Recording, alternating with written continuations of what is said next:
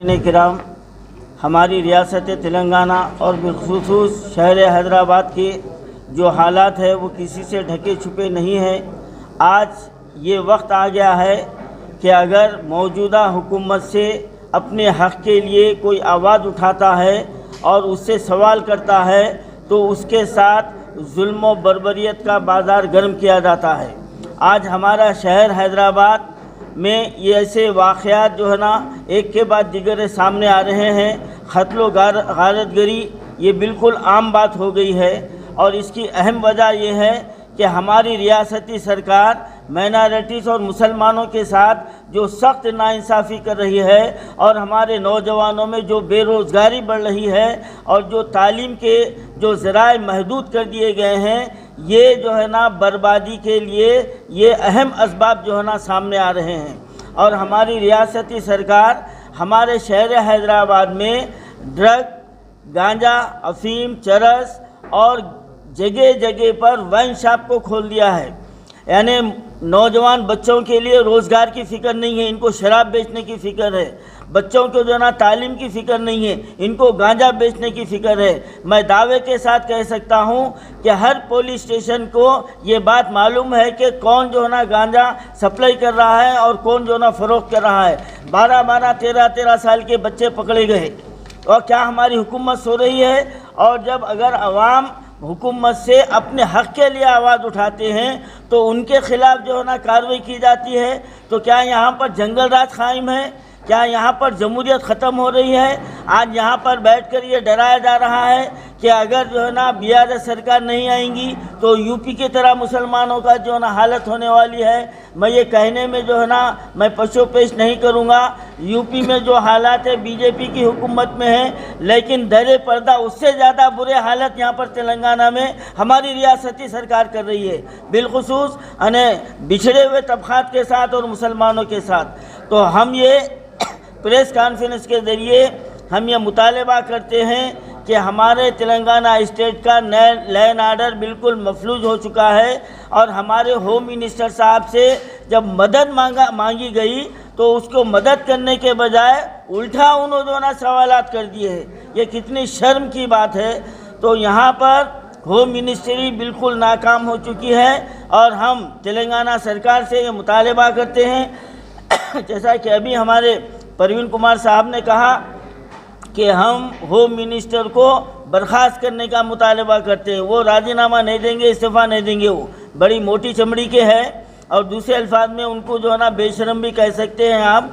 आज जो है ना जब से वो होम मिनिस्टर बने हैं आज तक मुसलमानों के लिए कोई काम नहीं किए, बल्कि अपने ख़ानदान के लिए, अपने लोगों के लिए उन्होंने बहुत कुछ जो ना जमा कर लिए हैं। ये पूरे तेलंगाना की आवाम जानती है।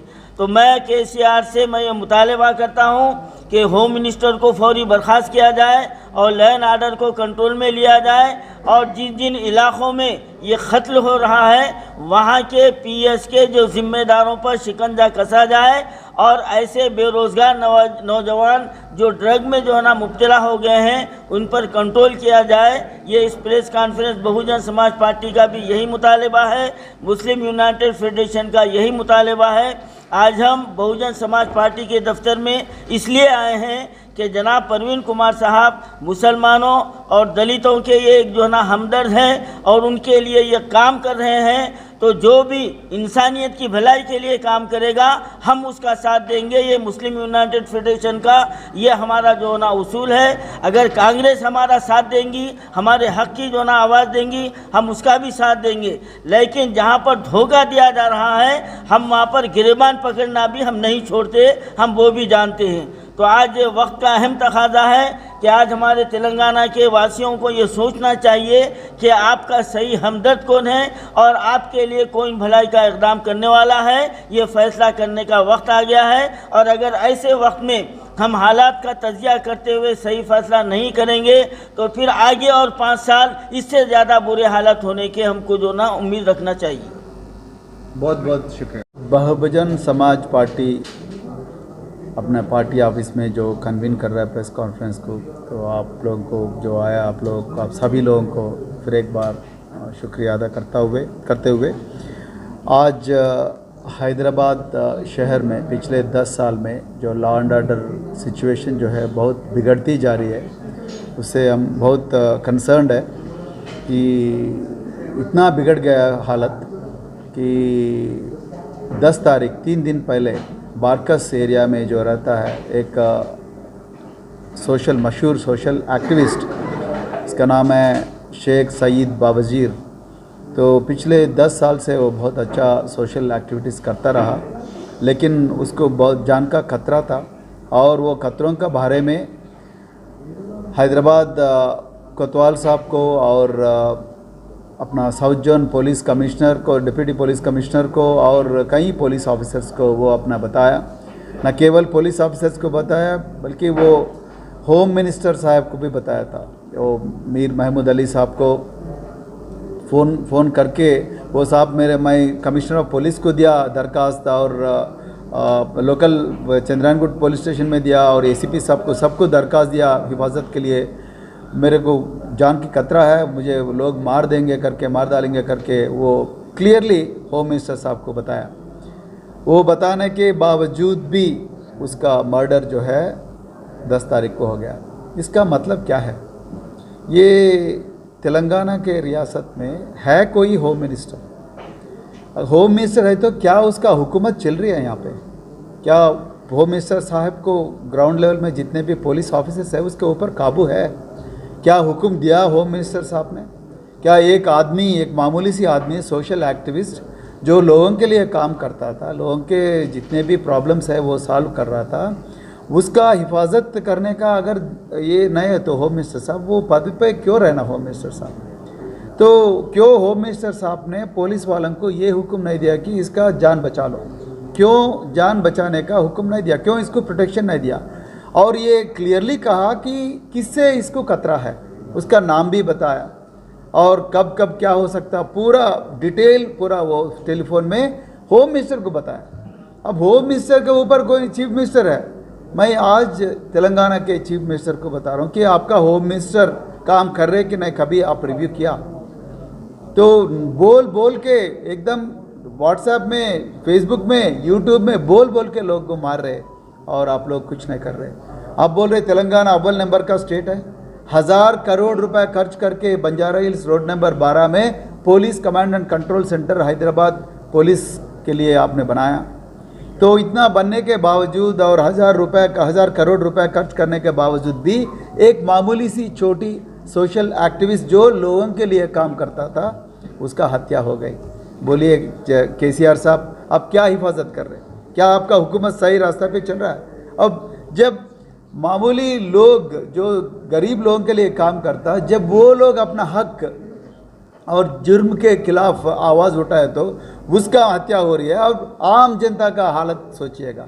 आप तो 200 पुलिसों के मतलब बंदोबस्त में आप रह रहे अपना प्रगति भवन में, और अपना होम मिनिस्टर साहब minister residential complex Padma temple के पास रोड नंबर 10 पे वो अपना महल में रह रहे। तो गरीब लोगों का हालत बरकस हो रहा है। तो इसीलिए मैं ये डिमांड कर रहा हूँ तेलंगाना सरकार को, अर्जेंट जल्द से जल्द होम मिनिस्टर साहब को अपना पद से निकलना चाहिए। लोगों का हिफाजत के लिए, लोगों का भलाई के लिए निकलना चाहिए। और ओल्ड सिटी में मर्डर लगातार हो रही है और गांजा चल रहा है और चरस चल रहा है और वाइन शॉप्स तो कभी हम नहीं सुने ओल्ड सिटी में वाइन शॉप के बारे में। आज वाइन शॉप गली गली में वाइन शॉप्स, बेल्ट शॉप्स हो रहा है और यूथ पूरा इसी उसमें है। तो इसीलिए मैं ये डिमांड कर रहा हूँ कि अर्जेंटली ये एक्शन लेना चाहिए और जो भी गुनहगार है वो सबको अरेस्ट करना चाहिए। और आने वाले दिनों में एक ड्रग कल्चर और जो लॉ एंड ऑर्डर के जो बिगड़ती हुए हालत के खिलाफ हम बहुजन समाज पार्टी हम पूरा हैदराबाद सिटी में एक दौरा भी करेंगे। और हमारे साथ है आज जाने माने सोशल एक्टिविस्ट और लीडर मौलाना खैरुद्दीन सूफी साहब। वो साहब भी मुस्लिम यूनाइटेड फेडरेशन के जरिए बहुत मतलब इंसाफ के लिए लड़ रहे और इसके खिलाफ बहुत जुर्म भी किए तेलंगाना के सरकार, फिर भी पीछे ना हटते हुए साहब तो अपना संघर्ष जारी कर रहे। मैं आपको साहब को आपके सामने धन्यवाद करता हूं। और इसी बातों से मैं फिर एक बार तेलंगाना सरकार को ऐसे मर्डर्स को रोकने के लिए मैं डिमांड कर रहा हूं। ये बिगड़ती हुई हालत को रोकने के लिए, सुधारने के लिए मैं डिमांड कर रहा हूं। और जो भी गुनहगार है, जो भी ड्रग पेडलर्स है, जो भी नाजायज़ रूप में वाइन्स बेच रहे, वो सभी लोगों को, जो भी यूथ को ख़राब कर रहे, वो सभी जितने भी गुनहगार है, जितने भी पावरफुल है वो लोग, जितने भी दूर है उसका पहुंच है, वो लोगों को पकड़ के चंचलगुड़ा और चेरपल्ली जेल में भेजना करके मैं ये डिमांड करते हुए मैं फिर एक बार आप सभी लोगों को धन्यवाद करते हुए। चारगी की एक मिसाल थी। जब से ये बीआरएस सरकार आई है और फिर ऐसे शख्स को होम मिनिस्टर बनाया गया है जो मफलूज है, जो आवाम के दुख दर्द को समझने से अक्सर खासिर है। जबकि आवाम उनसे दुहाई देते हैं, मदद मांगते हैं, तो वो सिर्फ अपने इलाके की पुलिस को नंबर 1 कहते नहीं थकते और अपने सीएम को नंबर 1 बताते नहीं थकते। आवाम के तकालीफ और जज्बात की कोई परवाह नहीं है। आज पुराने शहर हैदराबाद का इलाका ऐसा इलाका बन चुका है कि अगर कोई सुबह घर से बाहर निकले तो घर वाले वो रात में वापस सही सलामत आएगा या नहीं आएगा, ये सोचने पर मजबूर हो गए हैं। कोई दिन ऐसा नागा नहीं होता जहां पुराने शहर में 2-3 खतरे नहीं होते हो। तो हमारा सवाल चीफ मिनिस्टर साहब से ये है, जो ये कहते नहीं थकते कि सारे मुल्क में हमारा तेलंगाना एक मिसाली तेलंगाना है, लोग इसकी मिसाल देते हैं। तो मैं हमारे चीफ मिनिस्टर साहब से पूछना चाहता हूं, क्या यही मिसाल है कि बेखुसूर लोगों को जो ना कत्ल किया जाए? यहाँ पर क्या जंगल राज कायम है? क्या यहाँ पर लैंड ऑर्डर क्या कर रहा है? और हमारी बकौल आपके नंबर 1 पुलिस की क्या कारकर्दगी है? ये चीफ मिनिस्टर साहब को जवाब देना चाहिए। और अहम बात यह है कि सैलम बस्तियों में यहाँ पर एक ड्रग की सप्लाई का एक रैकेट चल रहा है। और मैं ये बात कोई नई बात नहीं कर रहा हूँ। हर इलाके का पुलिस स्टेशन जो है ना इस बात से बखूबी वाकिफ़ है कि उनके इलाके में ड्रग सप्लाई कौन कर रहा है और ये बच्चों को ड्रग का आदी बनाया जा रहा है। गांजा, अफीम वगैरह खुले तौर पर फ़रोख्त किया जा रहा है और सैलम इलाकों में वाइन शॉप जो है ना कायम कर दी गई है। तो क्या हमारे चीफ मिनिस्टर साहब ये चाहते हैं कि गरीब लोग ये नशे के आदी बनकर तुमसे सवाल करना छोड़ दें और जो सवाल करते हैं उनके साथ जुल्म और ज़्यादती की जाए? अभी हाल में जो 3 दिन पहले जो वाक़या हुआ है, जो कत्ल हुआ है, आज तक उसकी FIR जो ना दर्ज नहीं की गई और की भी गई है तो वो कानूनी एतबार से वो कोई जो ना अहमियत की हामिल नहीं है। और चंद दिन के बाद यही बताया जाएगा कि ये आपसी मखासिमत थी। लेकिन बात दूसरी है, ये बात जो ना अवाम जानती है। लेकिन आज हमारा तेलंगाना एक गैर महफूज इलाके की तरफ बढ़ रहा है, जहां पर लोग जो ना अपने अमन से ज़िंदगी गुजारने के लिए शहर का रुख किया करते थे। आज यहाँ पर जो ना मुकामी रहने वाले लोगों को सोचना पड़ रहा है कि क्या हमारी हुकूमत जो हमारी जान और माल की महाफिज है, क्या वो हिफाजत कर पा रही है? और फिर हमारी रियासत सरकार जो माइनॉरिटी से, हमारे दलितों से, मुसलमानों से जो वादा किया था, क्या वो वादों को पूरा हो रहा है? नहीं हो रहा। 3 महीने बाकी है, अब भी वही चॉकलेट पार्टी जो ना अख्तियार की जा रही है, यानी बहलाया जा रहा है। लेकिन हमारी जान और माल की हिफाजत में ये बीआरएस सरकार मुकम्मल नाकाम साबित हो चुकी है और आवाम को चाहिए कि 9 साल ये दौर इख्तिदार को सामने रखते हुए अपना आगे ख़दम बढ़ाए। मैं इस प्रेस कॉन्फ्रेंस के ज़रिए और बहुजन समाज पार्टी के साथ आज मैं इसलिए बैठा हुआ हूँ कि बहुजन समाज पार्टी और के जो हमारे सदर है जनाब प्रवीण कुमार साहब, ये मुसलमानों के हालात से, मुसलमानों की गरीबी और मुसलमानों की तकालीफ का ये एहसास रखने वाले हैं और ये हमारे मसाइल को हल करने का हमसे वादा किए हैं। तो हम इनके साथ हैं और उम्मीद रखते हैं कि आप जो है ना दूसरी जमातों की तरह हमको नज़रअंदाज नहीं करेंगे और मुसलमानों के जो बुनियादी मसाइल है उसके लिए आप आवाज़ उठाते आ रहे हैं और आइंदा भी हम जो है ना यही आपसे उम्मीद रखते हैं। जैसा कि प्रवीण कुमार साहब ने कहा कि होम मिनिस्टर साहब को फौरी तौर पर इस्तीफा देना चाहिए। लेकिन मैं एक बात कहता हूँ कि हमारे होम मिनिस्टर की बड़ी मोटी चमड़ी है, ये हाथी से भी मोटी चमड़ी है, और दूसरे अल्फाज में वाटर प्रूफ है, उर्दू में बोले तो बेशरम है। इनको कुछ भी बोल दो उनको समझ में आने वाला नहीं है, तो सीधा इन्हें तो जो ना राजीनामा देने वाले नहीं है। अगर चीफ मिनिस्टर साहब ये चाहते हैं कि अपनी गिरी हुई साख को बहाल करना चाहते हैं, तो ये होम मिनिस्टर को फौरी बरतरफ कर दिया जाए, इस होम मिनिस्टर को बरतरफ कर दिया जाए, वरना बीआरएस की हुकूमत की ताबूत में एक कील और जो है ना उसके अंदर हो रही है। ये जो ना बीआरएस का ताबूत ये ख़त्म होने वाला है। ये जुल्म और ज़्यादती की हुकूमत बाकी रहने वाली नहीं है। मैं हमारे केसीआर साहब से ये डिमांड कर रहा हूँ कि ये होम मिनिस्टर को बरतरफ कर दिया जाए, और जो पुलिस अहलकार अवाम की हिफाजत में जो नाकाम हो रहे हैं उनके खिलाफ सख्त से सख्त कार्रवाई की जाए। बहुत बहुत ధన్యవాद మౌలానా ఖైరుద్దీన్ సాబ్. సో అందుకొరకే మిత్రులారా, మరొక్కసారి మరి తెలంగాణలో క్షీణిస్తున్న శాంతి భద్రత పరిస్థితి, మరి మహిళలకు రక్షణ కోల్పోతున్న పరిస్థితిని దృష్టిలో పెట్టుకొని మరి బాధితులను మరి రక్షిస్తూ నిందితులను అర్జెంటుగా మరి అరెస్ట్ చేస్తూ, అదేవిధంగా ఈ స్థితికి కారకులైన మరి హోమ్ మినిస్టర్ను, మరి అదేవిధంగా హకీంపేట్ స్పోర్ట్స్లో జరిగిన సంఘటనకు ఎవరైతే మరి బాధ్యత వహించాలనో ఆ మంత్రిని అర్జెంటుగా వీళ్ళిద్దరిని కూడా మంత్రివర్గం నుంచి బర్తరఫ్ చేసి తెలంగాణ ప్రజలకు న్యాయం చేయాలని డిమాండ్ చేస్తూ మరి బహుజన్ సమాజ్ పార్టీకి వచ్చిన ఈ ప్రత్యేక మీడియా సమావేశానికి మీ అందరికీ కూడా ధన్యవాదాలు చెప్తూ ముగిస్తున్నాను. జై భీమ్, జై భారత్, జై బహుజన తెలంగాణ. భద్రతలు క్షీణిస్తున్నాయి, మరి ముఖ్యంగా మహిళలకు రక్షణ కరువవుతుంది అన్న విషయం మీద మహిళలకు, సోషల్ వర్కర్లకు, స్వతంత్రంగా ప్రభుత్వం, పాలకుల, స్థానిక ప్రజాప్రతినిధుల అక్రమాలను ప్రశ్నిస్తున్న వాళ్ళందరికీ అలా చాలా అంటే చాలా కష్టమవుతున్నది తెలంగాణలో. నిన్న మీరు పేపర్లో చూసుంటారు, స్పోర్ట్స్ స్కూల్, తెలంగాణలో స్పోర్ట్స్ స్కూల్ ఏదైతే ఉందో, మరి స్పోర్ట్స్ స్కూల్లో ఒక వెటర్నరీ డాక్టర్, అసిస్టెంట్ డైరెక్టర్ హోదాలో పనిచేస్తున్న ఒక వెటర్నరీ డాక్టర్ హరికృష్ణ రూల్స్కు విరుద్ధంగా మరి అక్కడ ఓఎస్డిగా పనిచేస్తూ ఆయన అమ్మాయిల పట్ల, అక్కడ చదువుతున్న పిల్లల పట్ల మరి అసభ్యంగా ప్రవర్తిస్తున్నారు, అక్కడ పనిచేసే మహిళా ఎంప్లాయీస్ పట్ల అసభ్యంగా ప్రవర్తిస్తున్నారని చెప్పేసి నేను ఒక పత్రికలో రావడం జరిగింది. మరి అలా నేను వెంటనే నిన్న ట్వీట్ కూడా చేయడం జరిగింది.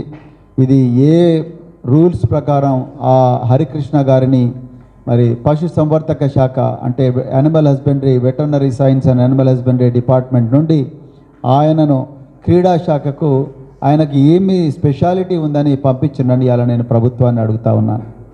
మరి స్పోర్ట్స్ స్కూల్కు ఒక వ్యక్తిని ఓఎస్డీగా నామినేట్ చేయాలంటే అతను ఒక క్రీడాకారుడై ఉండాలి, ఒక కోచ్ అన్న అయి ఉండాలి, లేకపోతే ఒక జాతీయ స్థాయిలోనో అంతర్జాతీయ స్థాయిలోనో కొన్ని పథకాలన్నా సంపాదించి ఉండాలి, లేకపోతే ఒక టీంకు, యూనివర్సిటీ టీంకు క్యాప్టెన్ అయి ఉండాలి, క్రీడల్లో కొంతన్నా ప్రవేశం ఉండాలి. మరి హరికృష్ణ గారికి ఏ స్కిల్ ఉందని, ఏ క్వాలిఫికేషన్ ఉందని ఇవాళ తెలంగాణ ప్రభుత్వం స్పోర్ట్స్ స్కూల్కు ఆయనను ఓఎస్డీగా పంపించింది. ఆయన కేవలం Telangana gazetted officers association president అనేనా, లేకపోతే ఆయన మరి మంత్రి శ్రీనివాస్ గౌడ్ గారికి దగ్గరనేనా, మరి ఏ క్వాలిఫికేషన్తోని ఇవాళ డాక్టర్ హరికృష్ణ గారిని తెలంగాణ స్పోర్ట్స్ స్కూల్కు ఓఎస్డీగా పంపించిండ్రు? దీని మీద లోతైన విచారణ జరగాలి. ఈయన డెప్యుటేషన్ కేవలం 3 సంవత్సరాలే ఉన్నప్పటికీ కూడా మళ్ళీ 3 సంవత్సరాల నుంచి 2025 వరకు ఆయన డెప్యుటేషన్ను పొడిగించారు. ఆయనకి ఏ స్కిల్ ఉందని మరి డెప్యుటేషన్ పొడిగించారు? ఇవాళ మరి పశుసంవర్ధక శాఖ మంత్రి తలసాని శ్రీనివాస్ యాదవ్ గారు దీనికి సమాధానం చెప్పాలి. అదేవిధంగా మరి క్రీడా యువజన సర్వీసుల శాఖ మంత్రి, టూరిజం శాఖ మంత్రి శ్రీనివాస గౌడ్ గారు కూడా దీనికి సమాధానం చెప్పాల్సిన అవసరం ఉన్నది. మరి ఈరోజు అమ్మాయిలకు ఏం అగాత్యాలు జరిగినో మనకు అక్కడ తెలియదు. ఈరోజు మరి దాని మీద ఎలాంటి విచారణ లేదు. కేవలం తూతూ మంత్రంగా ఆ డాక్టర్ హరికృష్ణను సస్పెండ్ చేసి చేతులు దులుపుకునే ప్రయత్నం ఇలా తెలంగాణ ప్రభుత్వం చేస్తున్నది. నేను తెలంగాణ ముఖ్యమంత్రి గారిని డిమాండ్ చేస్తున్నా, అర్జెంటుగా దీని మీద ఒక సిట్ వేయండి. స్పోర్ట్స్ స్కూల్లో జరుగుతున్న దారుణాల మీద మరి సిట్ వేయండి. ఇంతవరకు మీరు ఏదో ఇప్పుడు పత్రికల్లో వచ్చింది కాబట్టి ఆదరబాదరగా మీరు రకరకాల కార్యక్రమాలు చేస్తున్నారు, కానీ మాకు నిజంగా ఈ విద్యార్థులకు వాళ్ళ తల్లిదండ్రులకు న్యాయం జరగాలంటే పత్రికల్లో రాకుండా మా పత్రిక అంటే దాంట్లో ఒక సిట్ ఏర్పాటు చేసి ఆ సిట్ ద్వారా నిజాలు రాబట్టాల్సిన ప్రయత్నం చేయాల్సిందిగా నేను తెలంగాణ ప్రభుత్వాన్ని డిమాండ్ చేస్తున్నా. అదేవిధంగా ఈ డాక్టర్ హరికృష్ణ మీద క్రిమినల్ చర్యలు కూడా ఎఫ్ఐఆర్ రిజిస్టర్ చేసి క్రిమినల్ చర్యలు కూడా తీసుకోవాల్సిందిగా నేను తెలంగాణ ప్రభుత్వాన్ని డిమాండ్ చేస్తున్నా. అదేవిధంగా మరి ఏ పరిస్థితుల లోపల ఏ కన్సిడరేషన్స్ మీద ఏ క్వాలిఫికేషన్స్ ఉన్నాయని ఇలా శ్రీనివాస్ గౌడ్ గారు ఆ ఫైల్ మీద సంతకం పెట్టినరు. ఆ సంతకం పెట్టి ఆయనను 2025 దాకా ఓఎస్డీగా హరికృష్ణను నియమించడానికి ఆయనకు దోహదం చేసిన అంశాలు ఏమిటి, వాటి మీద కూడా శ్రీనివాస్ గౌడ్ పాత్ర మీద కూడా మరి దీని మీద పెద్ద ఎత్తున విచారణ చేపట్టాల్సిందిగా తెలంగాణ ముఖ్యమంత్రిని నేను డిమాండ్ చేస్తూ ఉన్నా. ఈ విషయంలో ఆ బాధిత క్రీడాకారులకు ఆ పిల్లలకు ఆ అమ్మాయిలకు న్యాయం జరగకపోతే మేము ఎంతటి పోరాటానికైనా సిద్ధమవుతామని చెప్పేసి తెలంగాణ ప్రభుత్వాన్ని నేను డిమాండ్ చేస్తూ ఉన్నా. ఇలా మీరు ఎట్లాగూ గ్రామీణ ప్రాంతాల్లో క్రీడలకు సహాయం చేయడం లేదు, మీరు పట్టణ ప్రాంతాల్లో క్రీడలకు సహాయం చేయడం లేదు, ఎక్కడా మీరు క్రీడలకు అవసరమైన ఇన్ఫ్రాస్ట్రక్చర్ను డెవలప్ చేయడం లేదు, కేవలం బోర్డులు పెట్టి చేతులు దులుపుకుంటున్నారు. క్రీడాకారులు ఈ తెలంగాణలో ఈ టీఆర్ఎస్ పాలనలో జరిగినంత అవమానం క్రీడాకారులకు ఎక్కడ జరగలేదు. అలాంటి పరిస్థితుల్లో లేక గ్రామీణ ప్రాంతాల్లో మరి ఎలాంటి వసతులు లేవని స్పోర్ట్స్ స్కూల్కు అమాయకమైన అంటే చాలా చక్కటి నైపుణ్యం ఉన్న క్రీడాకారులు అమ్మాయిలు అబ్బాయిలు స్పోర్ట్స్ స్కూల్కి వస్తే మీరు ఇలాంటి కీచక ఓఎస్డీలను రూల్స్కు విరుద్ధంగా పంపించి వాళ్ళ జీవితాలను నాశనం చేస్తూ ఉన్నారు. మనం ఎక్కడో ఢిల్లీలో ఒక బ్రిజ్ భూషణ్కు వ్యతిరేకంగా మరి రెజ్లింగ్ క్రీడాకారులు చేసిన పోరాటం చూసాం, కానీ ఇలా మన రాష్ట్రంలోనే బ్రిజ్ భూషణ్లు ఉన్నారు, మన రాష్ట్రంలోనే మణిపూర్ లాంటి సంఘటనలు జరుగుతూ ఉన్నాయంటే చాలా బాధ అనిపిస్తున్నది. తెలంగాణలో ఈ కేసీఆర్ గారి ప్రభుత్వంలో ఇంతటి ఘోరాలు జరుగుతూ ఉన్నాయని చెప్పేసి ఈ సందర్భంగా తెలంగాణ ప్రజలకు నేను తెలియవరుస్తున్నా. ఇక రెండో విషయం, ఎంత ఘోరం అంటే తెలంగాణలో శాంతి భద్రత స్థాయి ఎంత ఘోరంగా మరి దిగజారిందంటే 3 రోజుల క్రితం హైదరాబాదు చంద్రాయణగుట్ట పోలీస్ స్టేషన్ లిమిట్స్లో షేక్ సయీద్ బావజీర్ అని ఒక సోషల్ యాక్టివిస్ట్, ఒక వర్కర్ ఆ ప్రాంతాల్లో ఉండే పేద ప్రజల జీవితాలను బాగు చేయడం కోసం ఆ సమస్యలు మున్సిపాలిటీలో కానీ లేకపోతే వార్డులలో కానీ డివిజన్లలో కానీ బస్తీలలో కానీ ఎలాంటి సమస్యలున్నా ఆ సమస్యలను ప్రభుత్వం కానీ అధికారుల దృష్టికి తీసుకుపోయే పని చేస్తున్న మరి షేక్ సయీద్ బావజీర్ అని ఒక సోషల్ వర్కర్ను ఎంత ఘోరంగా మర్డర్ చేసిండ్రంటే అంత ఘోరంగా మరి ఆయన అపార్ట్మెంట్లోకి దూరి దుండగులు మర్డర్ చేసిండ్రు. ఈ మర్డర్లు ఈ మధ్యకాలంలో మరి హైదరాబాద్ నగరంలో మరి ముఖ్యంగా ఓల్డ్ సిటీలో చాలా ఎక్కువగా అయినాయి. దీని మీద నిజంగా తెలంగాణలో ముఖ్యంగా మేము చాలా కన్సర్న్గా ఉన్నాం. ఇది ముఖ్యంగా బాధితులు చివరికి హోమ్ మినిస్టర్ మహమూద్ అలీ గారికి మమ్మల్ని మర్డర్ చేయబోతున్నారు అని చెప్పినా కూడా యాక్షన్ జరగలేదంటే దయచేసి తెలంగాణ ప్రజలు ఆలోచించాలి. మరి ఇవాళ తెలంగాణ రాష్ట్రంలో హోమ్ మినిస్టర్ మహమూద్ అలీ గారు ఉన్నారా లేరా, ఉంటే వారికి ఏమైనా పవర్స్ ఉన్నాయా లేదా, వారి మాట పోలీసులు వింటున్నారా లేదా, ఆయన పోలీసులకు ఏమైనా ఆదేశాలు ఇస్తున్నారా లేదా అనేది ఒకసారి చూడండి. ఆ వీడియో తీయండి ఒకసారి. ఆ చనిపోయిన వ్యక్తి చనిపోక ముందు నన్ను మర్డర్ చేస్తారని చెప్పిన హోమ్ మినిస్టర్తో మాట్లాడిన కన్వర్సేషన్ ఇప్పుడు మీకు వినిపిస్తాను మిత్రులారా, ఒక్కసారి వినండి. मैं शेख सईद बावजीर बात कर रहा हूँ साहब, 2 मिनट बात करना था साहब। बोलना यह था कि चंद्रायणगुट्टा पुलिस स्टेशन के अंदर 3 महीने पहले भी मैं एक कंप्लेंट दिया था कॉल रिकॉर्डिंग के साथ, मेरा मर्डर कर देते बोले तो एक आज तक उसकी एफआईआर नहीं करे।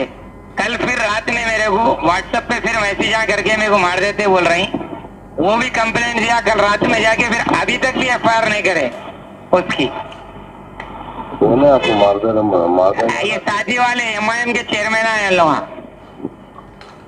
जेलपल्ली म्युनिसिपल में मैं आवाम का काम बताता हूँ ना, तो काम नहीं बताना बोल के मेरे को जुल्म कर रहे हैं। तो पुलिस क्यों खामोश बैठ जा रही साहब? मेरे कहने डीजीपी साहब का एक्नॉलेजमेंट है, सीपी साहब का एक्नॉलेजमेंट है मेरे कहने 3 महीने पहले का कॉल रिकॉर्डिंग के साथ। तो चंद्रायणगुट्टा पुलिस एफआईआर नहीं करी आज तक, वो 3 महीने पहले की जब करती तो आज नहीं करते थे मेरे को फोन महमूद अली साहब। मैसेज नहीं करते थे उन लोग। हाँ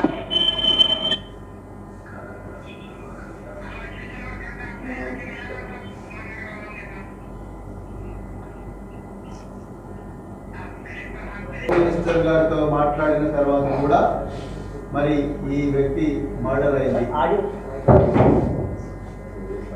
మర్డర్ ఇంతకుముందు ఆయన మాట్లాడిన కన్వర్జేషన్ మీకు వినిపించడం జరిగింది. మరి ఆయన ఎవరితోనో మాట్లాడలేదు, గౌరవ హోంశాఖ మంత్రి మహమూద్ అలీ గారితో కూడా మాట్లాడారు. మాట్లాడిన తర్వాత మహమూద్ అలీ గారు క్లియర్గా చెప్పడం జరిగింది, నేను ఒక సోషల్ వర్కర్ను, నా మర్డర్ చేయడానికి చాలామంది ప్రయత్నం చేస్తున్నారు, జల్పల్ మున్సిపాలిటీలో జరుగుతున్న అక్రమాల గురించి మేము మాట్లాడుతుంటే నన్ను మర్డర్ చేయడానికి ఆ స్థానిక ప్రజాప్రతినిధులు ప్రయత్నం చేస్తున్నారు, వాళ్ళ గూండా గ్యాంగులు మమ్మల్ని చంపడానికి ప్రయత్నం చేస్తున్నారు. నేను కమిషనర్ ఆఫ్ పోలీస్కి ఇచ్చాను, దాని మీద నా అక్నాలజ్మెంట్ ఉన్నది. అదేవిధంగా డీసీపీకి కలిశాను, నాకు అక్నాలజ్మెంట్ ఉన్నది. నన్ను మర్డర్ చేస్తారని చెప్పిన తర్వాత కూడా ఒక సోషల్ వర్కర్ను కాపాడుకోలేకపోయిందంటే తెలంగాణలో హోం మంత్రి లేరు. హోం మంత్రిని అర్జెంటుగా గద్దె దించాల్సిన అవసరం ఉన్నది. మరి ముఖ్యమంత్రి కేసీఆర్ గారు, మీకు తెలంగాణ ప్రజల ధన మాన ప్రాణాల మీద ఏమాత్రం గౌరవం ఉన్నా దయచేసి మీ హోమ్ మినిస్టర్ను వెంటనే రీప్లేస్ చేయండి.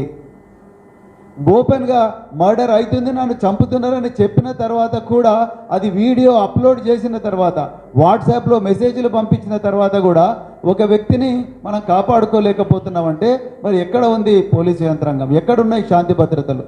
దీని మీద నిజంగా తెలంగాణ ప్రజలందరూ కూడా ఆలోచించాలి. ఇది కేవలం ఒక హైదరాబాదు పాతనగరం సమస్య కాదు, ప్రతి చోట కూడా ఇలాగే జరుగుతూ ఉన్నది.